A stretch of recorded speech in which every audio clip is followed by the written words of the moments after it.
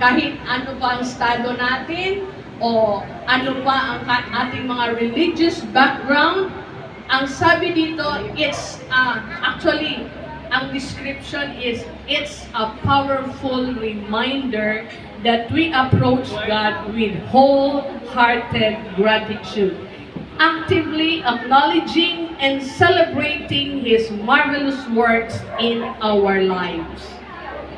Even in the midst of challenges, even in the midst of we sometimes have problems, and then openly share the goodness of God.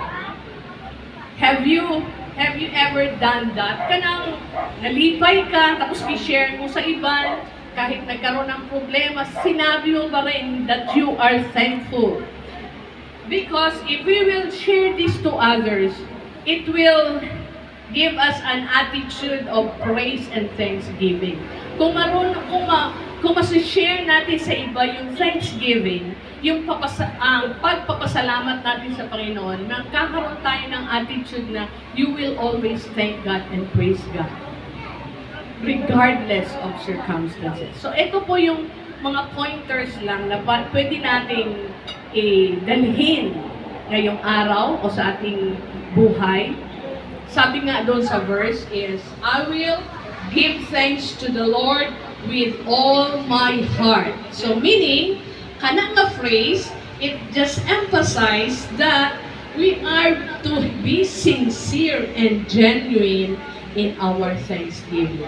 Hindi lang po lip service. Hindi lang yung parang sinabi mo lang para sabihin na nakaroon ka magpasalamat. Dapat po ang ating pagpapasalamat sa Panginoon is sincere and it is a genuine gratitude.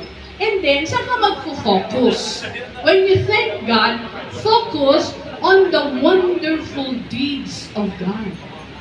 Sometimes kasi nakakalimutan natin yung giver. Diba? Yeah, we receive. We pray for blessings.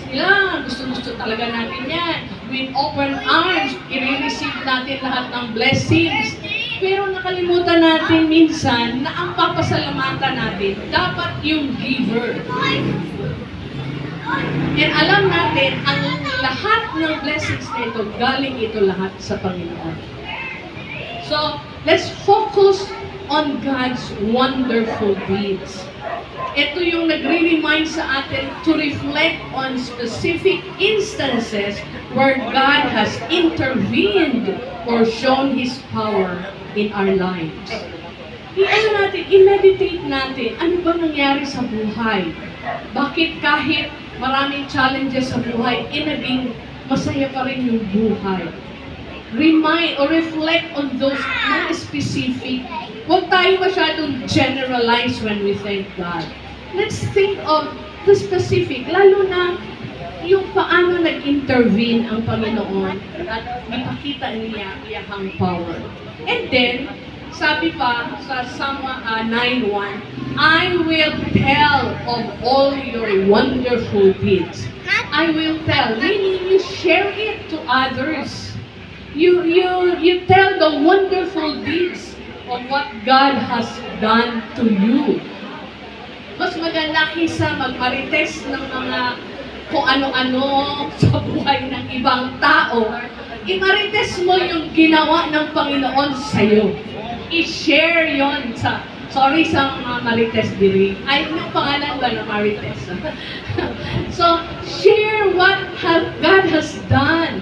Lalo na yung power niya. We can openly share. Yung kaya nga meron tayong tinatawag na testimonies. Siguro ginagawa niyan. O sino ang gusto mag-testimony? Yan. Gusto natin yan. We openly share our testimonies and experiences of God's faithfulness.